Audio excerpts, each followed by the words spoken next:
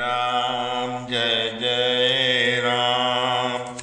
श्री राम जय जय राम। श्री राम जय जय राम। सच्चिदानंद भगवाननी जय। सद्गुरु देवनी जय।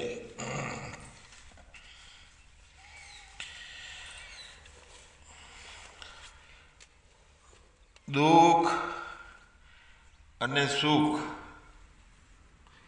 એ મૂળમાં બધાને નોખો નોખો અનુભવ થાય છે કે એક જ પ્રકારનો થાય છે? તો એક જ પ્રકારનો થાય છે. દરબાર હોય એનું દુઃખ હોય, એને દુઃખનો જે ભાવ અનુભવ થતો હોય, કે બ્રાહ્મણને થતો હોય, કે વાણિયાને થતો હોય, કે ક્ષુદ્રને થતો હોય, તો ભગવાન દુઃખ અને સુખ નો અનુભવ બધાનો એક સમાન હોય છે. હસવાનો અનુભવ એ બધાનો એક સમાન હોય છે. અમેરિકામાં હોય, બીજી ભાષા જાણતો હોય કે રશિયન હોય, બધાનું હસવાનું એક પ્રકારનું હોય, બધાના દુઃખો એક પ્રકારના હોય. એટલે એના કારણ નોખા નોખા હોઈ શકે. કારણ જે છે એના કારણે અનેક કારણો હોઈ શકે. દુઃખ આપણે પ્રાપ્ત કરીએ છીએ અને સુખ પ્રાપ્ત કરીએ છીએ, પણ કાર્ય એક છે. જે એનો અનુભવ છે ને એ નોખો છે, એક જ છે. કેવી રીતે? કે જે રીતે આપણો માથું, હાથ, પગ, બધી કર્મેન્દ્રિયો છે તો આપણી એક જ ને આપણામાં,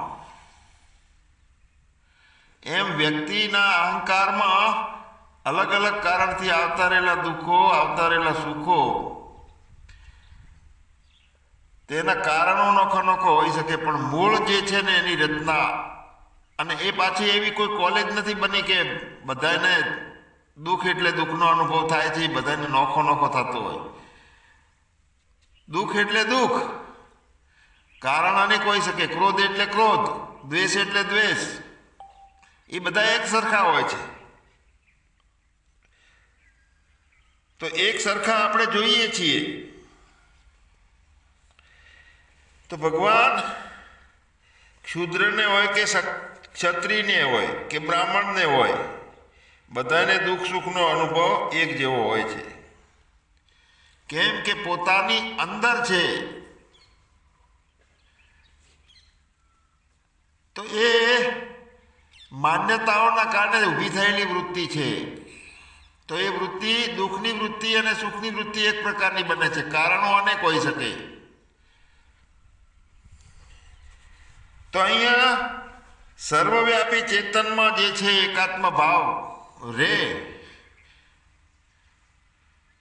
જેમ આપણે વૈયક્તિક માન્યા છીએ કે હું 55 વર્ષનો હરિભાઈ છું, તો એની અંદર હાથ, પગ, માથું, કાન એ એકબીજાના વિરોધ નથી કરતા. કેમ કે મારા પોતાના હોવું છે, એની અંદર અલગ અલગ ઇન્દ્રિયો છે, મારી છે, ને બધામાં એકાત્મ ભાવ છે, હરખો ભાવ છે બધામાં. એટલે સર્વવ્યાપી ચેતન છીએ. જો આપણે સીમાડા બંધ કરી નાખીને મોટા સીમાડો કરી નાખીએ માન્યતાનો, કે હું વિરાટ સમુદ્રની જેમ, વિરાટ સાગરની જેમ હું ચેતન છું, અને એની અંદર આપણી સ્થિતિ છે, એટલે કે પોતાનો આત્મવાન છે, યોગી છે પોતે, એટલે જોડાયેલો છે. તો એ વૈયક્તિકપણું મટી ગયેલું છે, વ્યાપકપણું છે. તો બધામાં એ સંભાવે જોવે છે. વિરાટ પુરુષ, વ્યક્તિ પુરુષ છે, એ પોતાની ઇન્દ્રિયોમાં સંભાવે જોવે છે. એક હાથ બીજી હાથની ઈચ્છા નથી કરતો. એટલે જ્યારે વ્યાપકતા ને માન્ય કરી લીધી આપણે, તો એ સૌમાં સંભાવે જોનારા આપણે પોતે યોગી આપણે પોતે આત્મા છે. તો સંભાવે જોનાર છે તો આપણે પોતે આત્મા છે એટલે બીજો આત્મા છે એમ લાગે છે. વ્યક્તિભાવ નોખો નથી લાગતો. અને પોતાનામાં નોખાપણાનો દ્વૈત બને છે. જે કાંઈ તે કલ્પિત જોવે છે, કલ્પિત પોતાનામાં. એટલે એ વ્યક્તિ પોતાના આત્મા સ્વરૂપમાં સ્થિત થઈ અને બધા ભૂતોને આત્મા તરીકે જોવે છે. આત્મા રૂપે દરેક વ્યક્તિ, દરેક પશુ હોય, પ્રાણી હોય કે જંગમ સ્થાવર જે કાંઈ હોય એમાં બધામાં. એટલે દ્રષ્ટિ છે ને, દ્રષ્ટિની સીમિતતા મટી જાય છે. જુઓ, એક વખત આપણે એમ કહીએ કે આ સૂર્ય છે એ મારાથી 4,86,000 કિલોમીટર દૂર છે, તો એ વ્યક્તિભાવ છે. અને સૂર્ય મારી અંદર છે, હું વ્યાપક છું, તો એ વ્યષ્ટિભાવ છે. તો આવો વ્યષ્ટિભાવ બધાને પોતાનામાં સમાઈ લીધા. એવી રીતે જે પોતાને ભજવો એ બધી રીતે વર્તવા છતાં પણ પરમાત્મામાં જ વર્તે છે. ભલે પછી ગમે એ રીતે વર્તો, બીજાને બીજું નોખું વર્તન લાગતું હોય, પણ વાસ્તવિક તે એ પોતાનામાં જ વર્તે છે, આત્મભાવમાં જ વર્તે છે. તો આ જન્મ મરણ દુઃખ રૂપ જે સંસાર છે એ આત્મભાવ છોડી અને જે સંસારને માણીએ છીએ, જોઈએ છીએ તો દુઃખી થઈએ છીએ. જે સંજોગથી આપણને સંસાર મળ્યો છે, જન્મ મરણના દુઃખરૂપ સંસાર સાથેના સંયોગથી જે કાંઈ રહિત છે તે પોતાનો આત્માનું સ્વરૂપ છે. અને જન્મ મરણ દુઃખ સુખ અને આ સંસાર સાથે જે જોડાયેલો છે તે જીવાત્મા છે. તો આવી રીતનો યોગ આપણે સાધવાનો છે. તો એના માટે એક શરત છે કે હકારાત્મક દ્રષ્ટિકોણ હોય, ચીડ હોય કે ના આ પ્રમાણે જ હું કરીશ, બધા સિદ્ધાંતો માન્ય કરી અને એ પ્રમાણેનું જીવનનો નજરિયો અને જીવનની સ્ટાઇલ આખી એ પ્રમાણે ચાલુ કરી દે. એટલે ભગવાન વે ઓફ થિંકિંગ, પહેલો વિચાર કરવો પડશે કે હું કોણ છું અને મારે શું પ્રાપ્ત કરવું છે. પછી એ પ્રમાણે લાઈફ બનાવવી પડશે, વે ઓફ લાઈફ. એટલે એ વર્તવાનું ચાલુ કરવું પડશે. ખાલી સાંભળી અને ઘરે હગા ભાઈઓની જોડે વર્તીએ નહીં અને હું તું મારા તારાના દ્વૈતો ચાલુ રહે તો યોગ સિદ્ધ ના થાય. તો way of thinking, way of worship, એવી ઉપાસના પ્રણાલી થવી જોઈએ આપણી. આખા જીવનને નવો નજરિયો આલવાનો છે જે આપણી માન્યતાથી બહારનો છે. તો કંટાળેલો ના હોય, ધીરજવાન હોય અને ઉત્સાહી હોય. એ સારી રીતે નિશ્ચય કરી શકે. નિરુત્સાહીનું કોઈ કામ નથી આ. તો એ રીતનો આપણો વિચાર પ્રણાલી, ઉપાસના પ્રણાલી અને જીવન પ્રણાલી બધાને એક એક જે સત્ય વાત છે એ સ્વીકારીને એવો જીવન ચાલુ કરવું પડશે. આજે નક્કી કરીએ કે હું દેહ નથી તો બીજા દેહો નથી, તો એવો સતત ભાવ રહેશે ને એના કારણે ખરેખર બીજા દેહ નહીં લાગે, પોતાનો એક વ્યાપક સત્તા લાગશે, પોતાનો હોવો. એટલે ક્રમે ક્રમે અંદર અભ્યાસ થતો જાય છે અને ઉપરતિ આવી જાય છે. ઉપરતિ એટલે બધાથી અલગપણું અને એ ઉપરતિના પછી સર્વાત્મ ભાવ ચાલુ થઈ જાય. આપણે મૂળ વાત શું છે કે સર્વાત્મ ભાવ કેમ થતો નથી તો અટકી જઈએ છીએ આપણે. કેમ કે ઉત્સાહ કાં તો ઓછો થઈ જાય, ધીરજ ઓછી થઈ જાય, કંટાળો આવી જાય, આ તો બધું અઘરું છે એમ પોતાના ઉપર ભાર લે. હવે જ્યાં પોતાને જ છોડવાનો છે એમ બદલે ઊંધું પકડવા જઈએ, પોતાના ઉપર ભાર લેવા માંડીએ એટલે દેહનો ભાવ ચાલુ રહે. તો ધીરે ધીરે આપણે સાચી દિશા ને સાચી રીતે પકડી ના રાખીએ. એ મનન મંથન એ પ્રમાણે ચાલવું જોઈએ. જ્યાં આપણે જવું છે એ જ માર્ગ પકડી રાખવો પડે. જવું છે અહીંથી ભુજ જવું છે તો ભુજનો માર્ગ પકડી રાખવો પડે. બીજા માર્ગે પછી ફંટાઈ જઈએ તો એ ભુજ ના પોકાય. એટલે ધીરજવાળી બુદ્ધિથી પરમાત્મામાં મનને ઊંઘાડી દેવાનું છે. એની સાથે મિલન મન છે એ ઓગળી જાય પરમાત્મામાં. તો એના માટે જે રસ્તાની જરૂર છે એ રસ્તાનું સતત ચિંતન કરવાનું છે. આપણી યાત્રા શું છે કે દ્વૈતોનું નિવારણ કરવું છે અને બ્રહ્મની સાક્ષાત અનુભવ કરવો છે. તો અનુભવ કરવો છે એ પ્રમાણે માનવાનું તો ચાલુ કરવું પડે, એ પ્રમાણે જીવવાનું ચાલુ કરવું પડે. એટલે સજગતા એ છે કે કેમ યોગ સિદ્ધ થતો નથી. તો આપણે અળસિયા જેવું જીવન હોય તો યોગ સિદ્ધ ના થાય. જો અળસિયું એક જે બાજુ જતું હોય ને વચ્ચે આંગળી રાખો એટલે એ બીજી દિશા પકડી લે. એ વળી બીજી દિશામાં આંગળી રાખો ત્રીજી દિશા પકડી લે. એનું નક્કી સ્થાન નથી હોતું ક્યાં જવું. તો આપણે ગોલ તો એક નક્કી હોવો જોઈએ કે મારે ક્યાં જવું છે. કેમ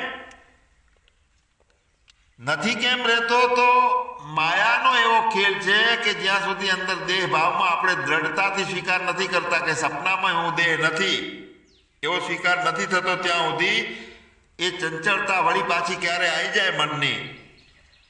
કારણ કે મનો ધાવતી સર્વત્ર મદોન્મદ ગજેન્દ્રવત. મન દારૂ પીધેલા હાથીની જેમ દોડે છે, ક્યાંય ટકીને બેસતું નથી, ચંચળતા હોય છે. પણ જ્ઞાનાંકુશ સમા બુદ્ધિ, જેની બુદ્ધિનો નિર્ણયો બધા જ્ઞાનના અંકુશ વાળા. એટલે આપણે વાત કરીને કે જે રસ્તે જવું છે એનું જ સતત ચિંતન કરવાનું છે. તો આ રીતે જો સ્થિરતા આવી જાય મનની, ચંચળતા મટી જાય. કારણ શું? જ્યારે જે શબ્દ સંભળાય છે તો એ વિષયના કારણે આપણે સંસારમાં વિચરવાનું થાય છે. તો એ વખતે ભાવ છે કામ કરવું પડશે. તો પૂર્ણ યોગી તો તે છે કે કરવું પડશે એના ભાવ હોય. સહજ રીતે બધું થતું હોય, બધું સહજ રીતે. પણ છતાંય એ દશા જ્યાં સુધી પરિપક્વતા નથી આવતી ત્યાં સુધી જ્યાં ભલે શબ્દમાં જાય કે વિષયોમાં જાય, ઇન્દ્રિયો અસ્થિરતા આવી જાય તો એ સંસારમાં નીકળી જાય તો એને સજગતાથી કે આ તો ખોટું, આ તો આપણને દુઃખી થવાનો ધંધો થયો. એટલે એને વાળે શરૂઆતમાં પાછું લાવવું પડે પોતાનામાં. આત્મ સ્વરૂપમાં જો વારંવાર પાછું લાવીએ ને તો એને શાંતિ મળે છે ને એટલે ઊંઘી જાય છે પછી કાયમ માટે. ચિત્ત અને મન જગતના સ્વાદો ચાખે છે એટલે ઊભું રહે છે. પરમાત્મામાં શાંતિ મળે છે ને તો ગેનાઈ જાય અહીંયા. એટલે સારી રીતે શાંત થઈ જાય. રજોગુણ કરવું છે ને આ મેળવવું છે ને આ કરવું જ પડશે ને આ ભાવો જ નહીં કોઈ. 1 કલાક આપણે નક્કી કરો કે કોઈ પણ જાતના ભાવ વગર ન્યુટ્રલમાં કામ કરવું છે. અંદરથી સ્ફૂર્ણાના આધારે કામ કરવું છે 1 કલાક. મનનો કોઈ ભાવ નહીં. પછી જો આનંદના જરા ચાલુ થઈ જાય, ફુવારા ચાલુ થઈ જાય. કારણ કે ત્યાં રજોગુણ સત્વગુણ પૂરો થઈ જાય ને તમોગુણ તો નામ નિશાન ના હોય. પોતે 1 કલાક માટે પ્રેક્ટિસ કરીએ કે મારે અંદરથી સ્ફૂર્ણાઓ જે અંદરથી આવે છે એ મુજબ કામ કરવું છે. ત્યાં લગારે મારા દેહ ભાવનો સંસ્કાર ના હોવો જોઈએ. તો સતત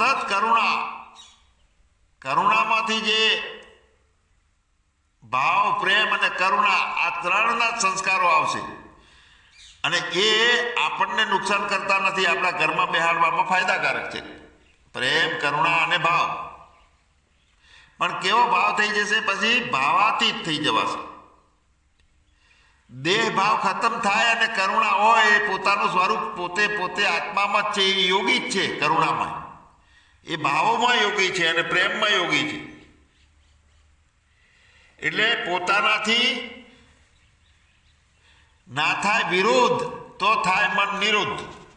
જ્યાં સુધી પોતાનાથી વિરુદ્ધ થાય છે મન ત્યાં સુધી નિરુદ્ધ થતું નથી. એટલે શરૂઆતમાં મનનું મહત્વ હોય છે. મનને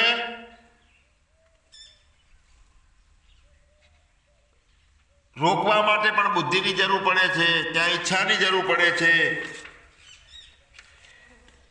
એટલે બધું છોડી નથી દેવાનું. આ તો શું થાય છે કે યોગ સદાય નહીં અને બધું છોડવા બેસીએ, સાંભળવાનું છોડી દઈએ ને કરવાનું છોડી દઈએ ને કોઈ બાજુ હોય તો કે ના એકાંત જોવે છે, તું ના પોહાય નાહી જા આખો દૂર, તો પરમ સત્યની શોધ જોખમી થઈ જાય એમાં ભાઈ.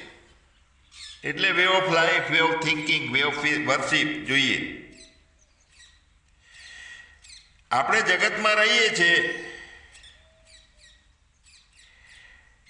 તો એ જગતનો જ નાશ કરવાનો છે, એટલે જોખમી કામ છે. સત્યની શોધ છે.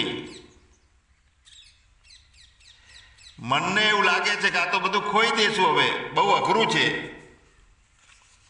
કારણ કે આખા ઘરને આપણે પહેલા જો આગ લગાવી દીધી હોત, દિવાળીની પેટી પડી હોય ને, તો એનાથી પછી શું જોખમ હોય એમ. કારણ કે બધું ખતમ કરી નાખ્યું, ત્રણેય લોકને બાળીને ભસ્મ કરી નાખ્યા છે આપણે. અને પૂર્ણ જિજ્ઞાસુ સાધક હોય તો જ્ઞાની હોય તે ત્રણેય લોકને બાળીને ભસ્મ કરી નાખે, કશું નથી રાખતો પોતાની પાસે. એટલે પરમ સત્યની શોધે વધારેમાં વધારે જોખમી કામ છે. કેમ કે આપણે જગતમાં રહીએ છીએ અને એનો જ નાશ કરવાનો છે. પણ એનો નાશ, જગતનો નાશ કરવાનો હેતુ શું છે એ પહેલો હોવો જોઈએ નક્કી, તો જ એ પ્રમાણે આપણો આગળ ડગલું હેડે. હેતુ જીવનમાં પ્રેમનો ઉદય થાય, સત્ય કાયમ ઉદય થયેલું રહે, કાયમ કરુણા રહે, આ મુખ્ય હેતુ છે. તો જ્ઞાનીને પ્રેમ રહે, સત્યતા રહે, કરુણા રહે, તો એ જોખમી છે ના? કોઈ જોખમી નથી, ડરવાની કોઈ જરૂર નથી. એના માટે કરીને આપણે કોઈ અજ્ઞાની નથી થઈ ગયા. તકલીફ ક્યાં થાય છે કે આપણી મનની ચંચળતા હોય અને આપણે આપણા મનનો જ ભય લાગતો હોય. પછી હવે મન છે પોતાનો અરીસાની જેમ, અંદર પ્રતિબિંબો પ્રગટ થાય જાય છે. કેટલી સ્મૃતિઓ આવે, કેટલી અનુભવો આવે છે, કેટલા કર્મ કરવા છે એવી ઈચ્છાઓ આવે છે. તો મન એટલે કે અરીસામાં નોખા ચિત્રો આવે છે. મન એક અરીસો છે. એટલે કેટલું ઊભું થાય છે, કેટલું અદ્રશ્ય થાય છે, કેટલું શાંત થાય છે. પણ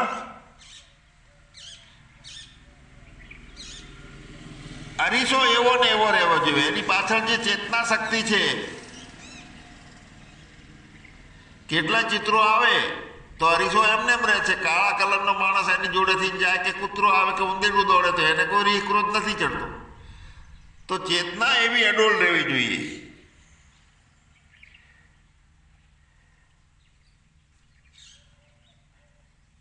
તો અસ્થિરતા મનની ખૂબ રહે છે. તો અસ્થિરતાઓ બધી રહે છે. એની વચ્ચે એવું તો જોઈ લો કે સ્થિર શું છે, કયું તત્વ છે એની વચ્ચે, અસ્થિરતાની વચ્ચે. જેટલું પરિવર્તન જેવું લાગે છે, બદલાય છે, વિકારી થાય છે, તો એની અંદર એક તત્વ જોઈ લઈએ કે અવિકારી કોણ છે ને અપરિવર્તનશીલ કોણ છે. ત્યારે એવું લાગે કે હું વગર પગે ચાલું છું, વગર હાથે, વગર મોઢે ખાઉં છું, વગર કાને સાંભળું છું, વગર નાકે સૂંઘું છું, એવું લાગશે. જ્યારે પરિવર્તનશીલ વસ્તુઓ માની છે એની અંદર અપરિવર્તનશીલને જોવાનો છે. તો એ કળા આપણે શીખવાની છે. બધાય ભેદ માત્ર દેખાવ છે એવું લાગવા માંડે પછી સતત અભ્યાસના કારણે. દ્વૈત ભાવ વધારે છે ને એમાં ફસાયેલા છીએ. તો દ્વૈત ભાવ નિર્મૂળ કરવા માટેની આ યાત્રા છે. આપણે ખબર એક પડી જાય છે કે ભેદ છે એને બદલે અભેદ જોવો છે ને ભેદ જોવાય છે એનું કારણ ભ્રાંતિ છે. તો તરત જ ભેદ બધા દેખાવ પૂરતા છે અને વાસ્તવમાં બધું એક રૂપ છે, બીજું કાંઈ નથી. આખો દુનિયા ઉપર હમાર ફરી જાય, કોઈ ટેફું મોટું નાનું રહે જ નહીં, બધું માટે બની જાય. એ ક્ષમતા રૂપી યોગ છે આ. એટલે આ મૂળભૂત જે એકરૂપતા છે, હળંગ એક રસ, અંદર બહાર એક રસ, તો એ એક રસ જે છે એ કોણ છે? જે આપણે ગોતીએ પોતે, એને ઈશ્વર કો, બ્રહ્મ કો, પરમાત્મા કો, સદગુરુદેવ કો, જે કેવું નામ જેટલું આલો એટલે નામના કોઈ મહત્વ નથી, પણ બધું એકરૂપ એકરૂપ એકરૂપ બધું. અને એવું પ્રત્યક્ષ જોવાનો નજરિયો આપણો હોય, પ્રત્યક્ષ જ્ઞાન એવું હોય ત્યારે એક રૂપ દેખાય, ના દેખાય ત્યાં સુધી પોતાનું પ્રત્યક્ષ જ્ઞાન એ રીતનું થવું જોઈએ.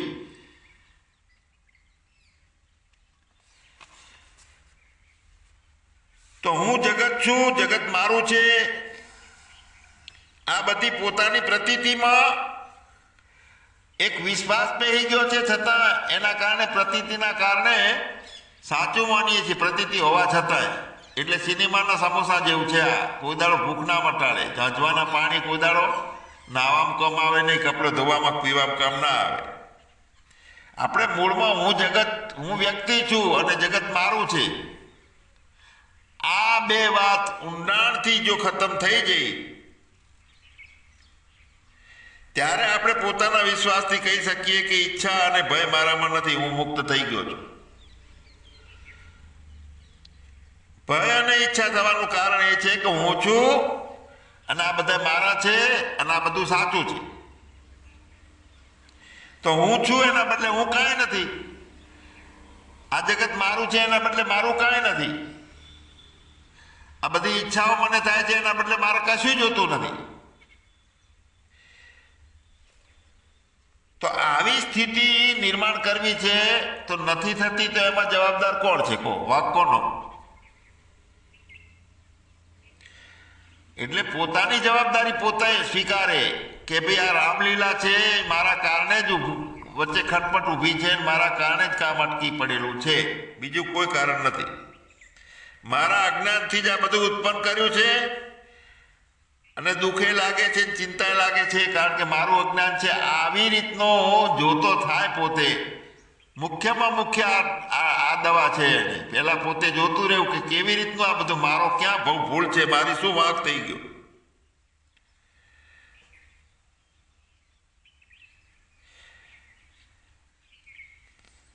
પણ ઘણી વખત એવું થાય કે પોતે કઈ ઊભું નથી કર્યું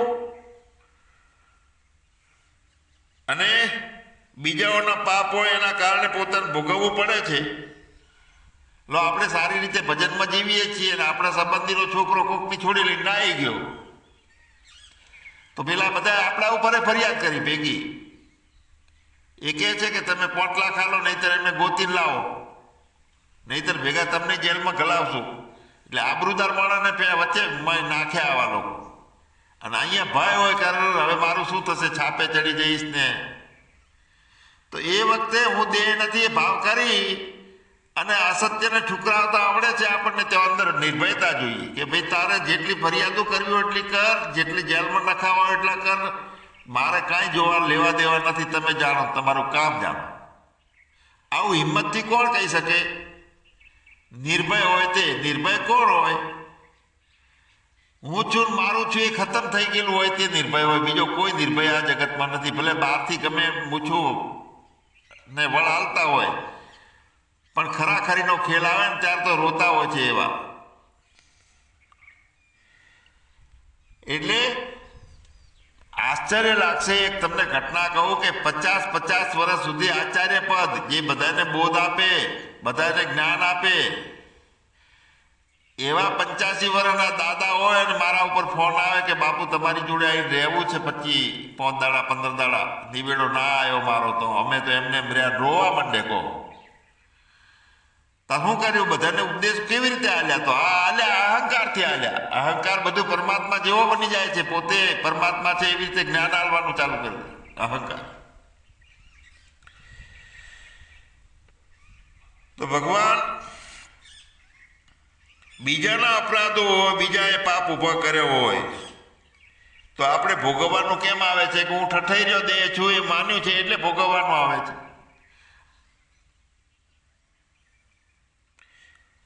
તો બધા દુઃખો છે એ બીજા નથી આપતા, આપણી નિર્મિતિ જ છે પોતાની, એટલે ભોગવે એની ભૂલ.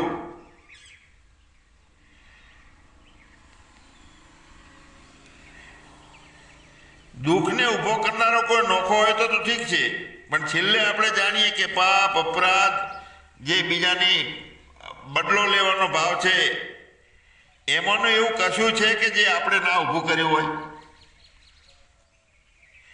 તો કેમ ઊભું કર્યું? 5.5 ફૂટનો છું, જન્મ્યો છું એટલે ઊભું કર્યું. ભાવ જતો નથી. ફક્ત અખંડ અપરિવર્તનશીલ જીવન, બધું ખટપટ ચાલુ હોય અને પાણી પીવાનું હોય, મતલબ કે કોઈ વિરોધ ના આવતો હોય કોઈ પણ વિષયમાં, તો એ વ્યક્તિગત જે ગાંઠ ઊભી કરી છે ને જેને આપણે હું કહીએ છીએ, એક કપડામાં મોટી ગાંઠ ઊભી કરી હું, બીજામાં 4-5 ગાંઠો ઊભી કરી કે આ મારી પત્ની, આ મારો છોકરો, બધી ગાંઠે ગાંઠો છે વ્યક્તિભાવની. તો એ વ્યક્તિભાવ પોતાનો હું જેને માન્યો છે એ હું નો અંત આવી જાય તો એ જગત માટે એ આંધળો થઈ જાય, પોતાના માટે જાગતો થઈ જાય. જેમ ચક્ષુ વગરનો માણસ જગતને જોઈ શકતો નથી, તો અંદર વિચારી શકે છે જગતનું, પણ આ એવી આંખ છે કે વિચારની યાત્રામાં આંધળો થઈ જાય. ના કુછ હે ના હુઆ ના હોનહાર. તો હુંનો અંત થતા વ્યક્તિગત દુઃખોનો પણ અંત આવી જાય છે. પછી ફક્ત કરુણા રે. તો કરુણા આવતી હોય, કોઈ જ્ઞાનની પરમ નિષ્ઠામાં હોઈએ તો વિષાદે આવે, દુઃખે આવે, અને ટેમ્પરરી આવશ્યક ના હોય એવો ભય પણ આવી જાય. તો એ આવી જતો રહે, પછી ટકે નહીં. કેમ કે આપણે અડીખામ ઉભા છીએ કે હું તો ચેતન આત્મા છું, વ્યાપક છું. ટેમ્પરરી થઈ જાય એવું, ભૂલ જેવું લાગે આપણને, કારણ કે અમે વધારે વિચિત્રતા હોય સંજોગની. તો આવી સ્થિરતા માટે ધ્યાન, નામ સ્મરણ, શરૂઆત માટે આ બધું જરૂરી છે. એ ગાડીને કાચા રસ્તા ઉપર છે ને ખાડામાં પડી છે, ખાડામાં પડી હોય તો એને ધક્કા મરાવવા પડે, પછી કાચા રસ્તા ઉપરથી થોડું થઈને પછી રોડ ઉપર ચડે, ત્યાં સુધી બીજો 3જા ગેરમાં હેડવું પડે છે. એટલે નામ સ્મરણથી ફાયદો છે, શ્વાસ આપણો સ્થિર થઈ જાય, ઊંડા અને શાંત આપણા શ્વાસોશ્વાસ લઈએ એટલે સ્ફૂર્તિ વધે છે, પ્રસન્નતા વધે છે. તો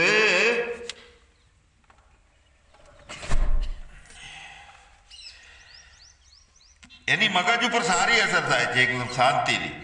મન એકદમ શુદ્ધ બુદ્ધ અને પ્રસન્ન રહેતું હોય ને એટલે ધ્યાન પોતાના ઉપર જાય કે આ મસ્ત શાંત છે. તો એ શાંત સ્વરૂપ હકીકતમાં પોતાનું સ્વરૂપ છે, પણ વચ્ચે હું શાંત છું એમાં હું કાઢી નાખવાનું છે. એટલું શાંતને રાખો તો પોતાનું સ્વરૂપ છે. એટલે આવા પોતાના સ્વરૂપને નક્કી કરવા માટે શરૂઆત માટે નામ સ્મરણ બાકી જરૂર છે. અને શું કે આપણી સ્થિરતાની જે શક્તિ વધે છે ને, સ્થિરતાના કારણે જબરદસ્ત એક પાવર વધે છે આપણો. કેમ કે દરેક પોતાના આ યાત્રા છે ને પોતાની શોધની, એની અંદર મુખ્યમાં મુખ્ય જરૂરી છે કે પ્રસન્નતા ખૂબ રહે, સ્ફૂર્તિ ખૂબ રહે, ત્યારે જ આ કામ થાય. શરીરની બાબતમાં સ્ફૂર્તિ રહેવી જોઈએ, એટલે એને ટકાવવા માટે આપણે મહત્વ આપવું જોઈએ. શરીરને સ્ફૂર્તિ ટકાવવા માટે એના આસન છે, શ્વાસોશ્વાસ છે, એ બધા યોગનું અંગ છે કીધા છે. કેમ કે શરીર નિરોગું હોવું જ જોઈએ. 3 વાતો ખાસ મહત્વની છે કે શરીર શુદ્ધિ, અંતઃકરણની શુદ્ધિ અને પોતાની ચેતનાની શુદ્ધિ. ચેતનાની શુદ્ધિમાં શું થાય છે કે અંતઃકરણથી ચેતના નોખી પડે તો શુદ્ધિ, એટલે સાક્ષીમાં પ્રવેશ. એટલે શરીર નિરોગી હોવું જોઈએ અને શરીર પર સારી રીતે આપણો પોતાનો અંકુશ પણ હોવો જોઈએ. દેહ તરફ વધુ પડતું લક્ષ આપવાથી આપણો શું થાય છે? ભગવાન મુખ્ય હેતુ આપણો જે છે ને પોતાની સ્ફૂર્તિ વધારીને પોતાનામાં રહેવાનો, એ હેતુ આખો માર્યો જાય છે. વધારે પડતો દેહ ઉપર લક્ષ ના. અરે અત્યારે તો સંન્યાસીઓ અને મોટા જ્ઞાનીઓ કેવડાવે છે, મેકઅપ કરીને નીકળે છે. કાળા વાળ કળાવે 70 વર્ષની ઉંમરે, અને એમાં પાવડર ને બધું મોઢું બદલીને નીકળે. કોને દેખાડવાનું? કોણ છો તમે? લોકો હજારો લોકો પાસે પૂજાય છે, મોટા મોટા સંસ્કૃતના મંત્રો બોલે છે અને ઉપરમાં ચૂનો ચોપડે છે મોઢા ઉપર સારા દેખાવા માટે. તો એ વ્યક્તિભાવમાં ઠઠાઈ રહેલા અજ્ઞાનીઓ છે ને એક નંબરના રાક્ષસો છે. દેખાડો બારે સંતનો છે, બધા પાસે પૂજાય છે, પૈસા ભેગા કરે છે અને મોટું નેતૃત્વ કરે છે કે અમે મહાન સંત છીએ અમારા પરંપરાના, અને મેકઅપો કરે છે. તો આ શરીર ઉપર અંકુશ રાખવો એટલે રોગો ઉપર નિરોગતા રહે. મન ઉપરનો અંકુશ છે ને એ તો બહુ ખતરનાક છે. એટલે તો આવું બધું ચટાપટા હુજે છે દરેકને. કે જ્ઞાન માર્ગમાં સંન્યાસી અને સાધ્વી હોય તો શું એને એટલું બધું શરીરને મઠાવવાનું આવે છે, આમ કપડાં જોશે ને તેમ જોશે ને આવી રીતનું સારું લાગશે તે સારું લાગશે ને આ બધી મન ઉપર અંકુશ નથી. તો દેહ ઉપર અંકુશ જોઈએ, મન ઉપર અંકુશ જોઈએ. તો દેહ ઉપર વધારે પડતું લક્ષ આપવાથી શું આપણો જે મુખ્ય હેતુ છે એ માર્યો જાય છે. શરૂઆતમાં મનનું મહત્વ હોય, મન સ્વસ્થ બની અને જે ચેતના છે એને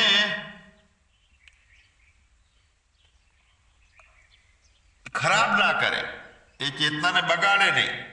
સ્વસ્થ રહે એટલે પોતાનામાં મન તરીકે ઠઠાઈ રહ્યો તો એ ચેતના ખરાબ છે, એને ગંદી કરે છે ચેતનાને. એટલે પછી હું દેહ છું એ ભૂમિકા ચાલુ થઈ જાય છે. મનનું પરિવર્તન કરવાનું છે ખાસ. તો મનના પરિવર્તનની અંદર એટલે અત્યાર સુધી જે સામાન્ય અજ્ઞાની અને સંસારી વધારે પડતા સંસારમાં ડૂબી રહેલા જે જીવન જીવે છે એના બદલે જીવન પ્રણાલીનું પરિવર્તન પહેલો ચાલુ કરવું પડશે મનના પરિવર્તન માટે. તો શરૂઆત જે છે ને એમાં બધાને માર્ગદર્શનની જરૂર પડે છે. જ્યાં સુધી કમ્પ્લીટ પોતાનો ગંતવ્ય સ્થાન સુધી પહોંચતા નથી ત્યાં સુધી માર્ગદર્શનની જરૂર પડે છે. પણ આપણી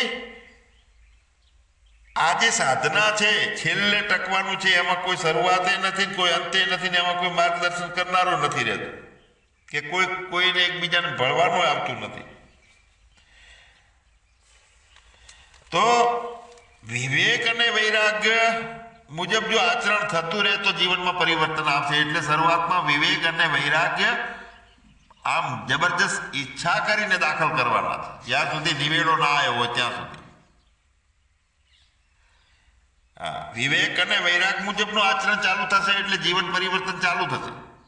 જો ઘરની અંદર પોતાના પત્નીથી ખટપટ ચાલુ રહે ને એ વ્યક્તિને વૈરાગ આવે તો પેલા જે કેમ આવું શાક કર્યું છે એમ કરીને થાળીઓ પેટ ઉપર પછાડી દેતા, બહુ ક્રોધ થતો હોય, એના બદલે અંદરથી એ શાંત થઈ જાય. વિવેક અને વૈરાગમાં સહન શક્તિ ચાલુ થઈ જાય. જે દ્વેષ અને દુશ્મનાવટ ને રોજ ઝઘડા ચાલુ રહેતા એના બદલે પ્રેમના કારણે ખાટલા ટાળી દે, ટોપા કરાવે જોડે. આ બધું જીવન પરિવર્તન આખું થાય છે વિવેક અને વૈરાગના કારણે. એટલે એ પ્રમાણે ફળ મળે. પછી જો મૂળિયા નિરોગી હોય અને એને ટાઈમે જો આપણે પાણી પાતા રહીએ તો પછી એ વૃક્ષે બને ને એના ઉપર મસ્ત મીઠા ફળ આવે. પણ શરૂઆતના મૂળિયામાં હળેલા હોય તો બધી મહેનત માથે પડે. એટલે જીવન પરિવર્તન કરવું, વે ઓફ લાઈફ બદલવી એટલે શું કરવાનું છે? ઈચ્છા કરવાની છે કે એક જ અરમાન છે મને મારું જીવન સુગંધી બને. જેમ સુખડની સુગંધ ચારે બાજુ પ્રસરે છે એમ આપણા જીવન પરિવર્તનના કારણે બધે વાહ થતી હોય, લોકો આનંદ. પછી અભિમાન ના આવવું જોઈએ. એટલે નિર્મળ થવાનું, સાથે સાથે સાવધાન રહેવાનું કે જીવનમાં વિવેક અને વૈરાગ આવ્યો એટલે સિદ્ધિઓ ચાલુ થાય, લોકો માનવાનું ચાલુ કરે. કોઈ સમાધાન કરાવવાનો બે ચાર કુટુંબમ કે તમે આવો તમારાથી બધા માનશે. પણ એ વખતે પછી આમ પોળા એડવાન્સ ચાલુ થઈ જાય કે હા અમે તો કાંક છીએ. તો આ દક્ષતા રાખવાની. આખા ગામની ફઈમાં હેડે ને હાથ પોળા કરીને એવી રીતે હેડવાનું ચાલુ થઈ જાય ફાકામ પછી. એટલે સાવધાન રહેવાનું છે અને તત્પર રહેવાનું છે. નિર્મળ થવું, સાવધાન થવું અને તત્પર થવું, આ મૂળિયા છે. અને તો મસ્ત ફળ એનું લઈ શકાય. આપણે જે છેલ્લે પરમ નિષ્ઠા પ્રાપ્ત કરવી છે ને આપણે, એટલે જીવનમાં કેટલા પરિવર્તનો આવે છે વચ્ચે વચ્ચે વચ્ચે, તો એનો મુકાબલો કરતા એને સમાધાન કેળવતા કેળવતા કેળવતા આગળ વધવાનું છે. એ આપણી તિતિક્ષા છે, પૂરી તપશ્ચર્યા છે આપણી. જ્યાં સુધી વિવેક અને વૈરાગ ચાલુ થયો છે અને પોતાનું ઘર મળ્યું નથી, એટલે પછી કેવું લાગે? જુગારી કામ લાગે. કૂકના માથે હાથ મુકાઈ દઈએ, ચમત્કાર થઈ જશે, જ્ઞાન થઈ જશે. કશું જ બધી ખોટી વાત છે. નવી કાંઈ ભાગદોડ ઊભી કરવાની જરૂર નથી, ધીરજ રાખવાની જરૂર છે. જીવનમાં જે કંઈ બને છે એનો સહર્ષ સ્વીકાર કરવાનો. જે કંઈ બને છે તે આમ કર્યો ને તારું મારું ઢોળી નાખ્યું ને તું લઈ ગયો ને આમ ના કર્યો તો આમ બગડો જ નહીં ને આ બધું ખટપટ ફટપટ બધું બંધ. જે કંઈ બને છે કુટુંબ જીવનમાં, શિક્ષણ જીવનમાં, રાજ્ય જીવનમાં, દેશમાં કે સંસારમાં, બધે જ્યાં જે બને છે એનો સહર્ષ સ્વીકાર. આ મોટી આપણી તપશ્ચર્યા છે, તિતિક્ષા છે. જેટલું બધું બને છે એનો આનંદ સાથે સ્વીકાર. કારણ કે ના કુછ હે, ના હુઆ, ના હોવા, ના આવું નક્કી કરી એની પ્રમાણે હિંમત રાખીએ અને સહર્ષ સ્વીકાર ચાલુ રાખીએ ને, અને સજગ રહીએ કે અહીંયા અસ્વીકાર ના થઈ જાય કોઈ પણ રીતે, તો પોતાનું કામ જે કરવું છે ને, અખંડ બ્રહ્માકાર વૃત્તિ કે જે એકમ નિત્યમ વિમલમ અચલમ સર્વદી સાક્ષી ભૂતમ, આવી જે વૃત્તિ છે દ્રઢ થઈ જાય છે ભગવાન. એ યાત્રા આપણી ત્યાં પછી મસ્ત લીલા, મસ્ત મોજ, મસ્ત આનંદ કરવાનો છે. સચ્ચિદાનંદ ભગવાનની જય. સદગુરુ